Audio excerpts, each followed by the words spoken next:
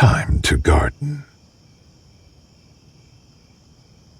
The notion of summer gardening brings thoughts of a brilliant sun glittering in a bright blue day. A wide-brimmed hat nestled atop your head, perhaps, and sweat trickling down your neck as tangible evidence of your toil. It's good, clean work, this sort of hot summer day gardening, and it nurtures the spirit to labor the land with such love. But this sort of gardening is not what you intend to do today.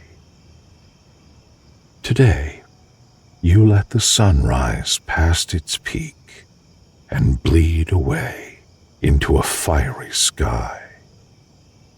The fire is over now, nothing but a memory whispered in the traces of magenta and lavender at the edge of the gray sky tinged with indigo. Here is the death of the golden hour and the beginning of the blue.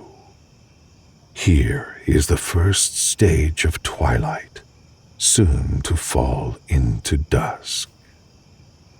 You witness this through the window, and the slow progression of dancing colors calls you. It is time.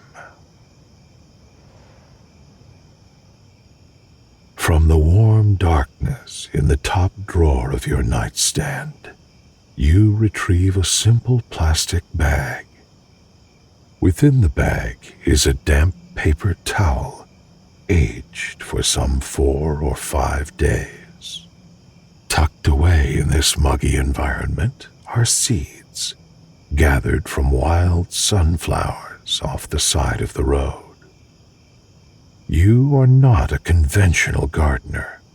Your seeds come from flowers sprouted fresh from the earth, not neatly sealed packets displayed in grocery stores. The bag is yielding. It shifts to rest against the grooves of your hand. You leave it closed to give the seeds their privacy. They will find the light in due time.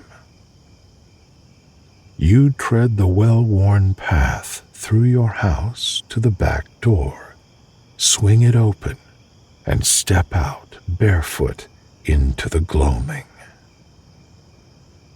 The shift is instantaneous. All the heat gathered by the land over the course of the day has been gentled by the evening's cool, and the modest warmth floods toward you, settling around you in a cozy embrace and caressing your skin with soft fingers. It envelops you in a greeting, and you feel as if you have just come home from a long journey. The air is a feathery cotton blanket draped around your shoulders. Its weight is just enough to keep your feet on the ground, supported by the stone terrace beneath you. From a distance, a mourning dove regards you impassively. It flutters away, laughing softly in the way that doves do as they take to the air. When the dove is gone, all that's left is the distant ambience of unseen crickets, trilling softly with shivering wings. You tilt your head to the sky. The world smells like a rainstorm's end. Slowly you breathe in the earthy scent, and the tension in your throat melts away. The air fills your lungs, and the tightness in your chest unravels. The air is yours now. Your body has claimed it, and your heart will send it coursing through your vessels until all of you is filled with the nourishing air of the outdoors. The stagnant worries of the day slip from your veins into your expanded lungs. Slowly you breathe out and release them into nothingness. Once more, you breathe in and out, in and out.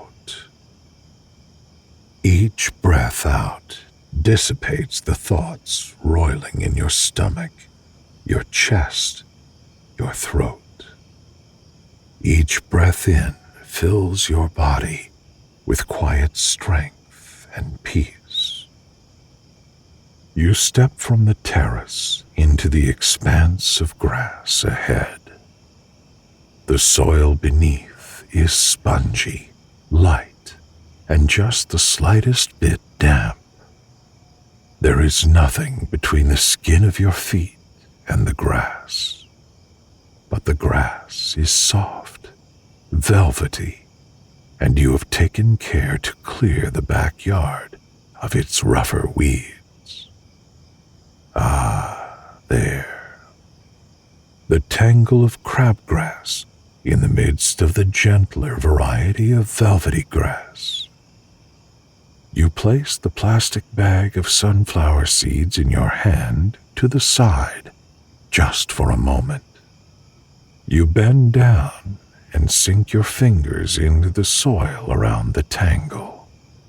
Your fingers hook into the roots. For a moment, you tense your hands and you pull. The soil gives way and the tangle comes loose, roots and all. Some messy tangle in your head has come loose too. When you toss the crabgrass aside, your tangled thoughts are tossed with it. Your hands unfurl, stretch, and relax. Your mind is free and open. There are dandelions growing in the velvety grass, blooms of yellow dotting the green, but you let them be. You pick up the plastic bag again. It rests against the gentle grooves of your hand. It is a reminder that you have a destination, but you are unhurried. The sky is magenta and lavender, gray and indigo. You have all the time in the world. It's the journey that matters most. The spongy ground gives a slight spring to your every savored step. The velvety grass brushes the soles of your feet. You pause to wiggle your toes and sink them into the warm, silty earth. With languid ease, you move forward 1 foot at a time. The day went by so needlessly fast. It's time to make these moments last forever. But forever ends eventually, and you reach the edge of the grass. Beyond the grass is a long strip of soil, stretched along 3 sides to mark the borders of your backyard. This is your garden. This is your childhood home. And the old garden, the old growth, has long languished away. At some point, you freed the garden of its old withering foliage, and now you are left with this blank slate of soil. One day, it will be efflorescent. Today, you begin. You place the bag of sunflower seeds to the side. You fold your limbs into a comfortable crouch, with the earth wholly supporting your weight. You are even closer to the world now, able to see every detail on the ground before you. every gray speck of gravel and green bit of plant life across the sea of brown. The soil is dark, except for the places where mosses and wildflowers have found their way. It is undulating, with rising hills and falling dips.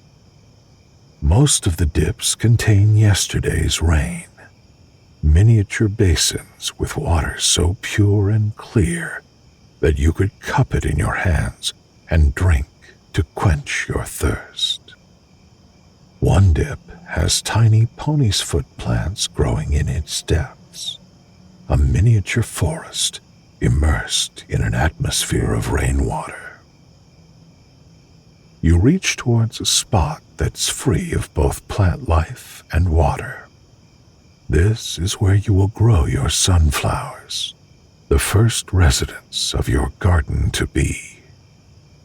With your hands, you dig. You are not a conventional gardener. You work the earth with your hands and have no want for the intermediary presence of a shovel or a spade. In this way, you are directly connected to the earth. Your feelings travel unfiltered from your heart to your fingertips, and from your fingertips to the soil. There is something raw in this primitive means of digging, something deeply satisfying in the soft yet gritty feel of dirt rubbing against your hands. The dirt is still holding on to some last vestiges of the fallen sun's heat, giving it a slight warmth that makes it feel pulsing and alive between your fingers. You do not need to dig long for your sunflower seeds, but just as you reach a depth with which you are pleased, your fingers brush something solid. The surface of it is round and much too smooth to be a rock. You dig deeper and excavate a small cat's eye marble. It's clear glass with swirled blades of aquamarine. The sight of it evokes in you a hazy memory from time immemorial, the nostalgic kind of memory that feels rather like a dream. You keep digging and find a handful more marbles, all varying sizes and shapes, a cheerful posse of colorful orbs. The memory gets stronger, still dreamlike and faded around the edges. You played with these marbles once, although you thought them to have disappeared in the mysterious way that childhood things do. You had long forgotten them, but seeing them now allows you to remember. You used to roll these marbles in circles across the ground, pretending that these marbles were planets whirling through the earth-made sky. Look here, that large rusty one ringed with red and yellow and white, resembling agate. That was your Jupiter. The little sparkling white one was Pluto, before you knew what Pluto looked like, and the translucent blue-green one was Earth, and of course, you were the sun. Perhaps one day you forgot about the marbles outside and left them to be subject to the forces of nature. There were many stormy days elapsed between your childhood and now, and the powerful wind and rain of those storms would easily move the marbles and bury them. Or perhaps the burial was a choice, and you wish to let the marbles rest in the ground. You have never outgrown your love of digging. your love of the natural earth. You can choose to take the marbles with you when you return home. They are beautiful, and the fond memory of swirling planets will not be unwelcome. You can give them to the child of a neighborhood friend, so that the marbles can spread their legacy of youthful joy. You can return them to their underground slumber. They would be preserved for the rest of time, unless storms unearth them once more and weather them, returning them to the earth in minute pieces, like the sand from which they were spun. Any of these choices would be an honorable end for the marbles that gave you such happiness when you were younger. You do not need to make the decision now. You let the marbles tumble out of your hand. They clatter softly against each other and thump gently onto the ground. Your encounter with them was a pleasant surprise. Now it is time to return to the task you came here to do. You return overflowing handfuls of soil to the hole you dug, until it's back to the depth you had before you unearthed the marbles, a shallow pit suitable for your sunflower seeds. Gently, you carve out a few more pits, shaping the soil with fingers that grow steadier with each rhythmic motion. The rhythm is familiar and soothing. Finally, you open the bag, unfolding the damp towel within to reveal the sprouted seeds to the open air. Their first leaves are still hidden away in their black-striped shells. Their pale roots are hardly the width of your thumb, just beginning to burrow deep into the towel to drink every droplet of water they can. With the utmost care in your delicate movements, you extricate the fragile roots of the seeds from the towel. The slightly cracked shells are a little slippery between your fingers. If you peer into them at just the right angle, you can see a hint of green, the promise of growth to come. Each seed is deposited in a shallow pit and buried in a blanket of warm earth, patted gently down. This is all they will need to flourish. You are not a conventional gardener. Simple, pure soil is enough to nurture your garden. When the last seed is planted and tucked in with its soil blanket, you dip your hands into one of the rainwater puddles, cleansing them of the thin film of dust that is collected on your palms and the lines of your skin. You scoop cool water into your cupped hands and let it drip, drip, drip onto the soil that now hides your seeds. In a few days, they will shyly peek their curled stems above the surface, and a few days after that, those stems will stretch up towards the sky, the shell will fall away, and the leaves will unfurl to greet the sun. By the fall, you will have golden sunflowers blossoming in your garden, alongside whichever seeds you pick up next. But for now, in this little slice of time, the seeds slumber on beneath the earth, beneath the warm summer air, beneath the vast twilight sky. The end.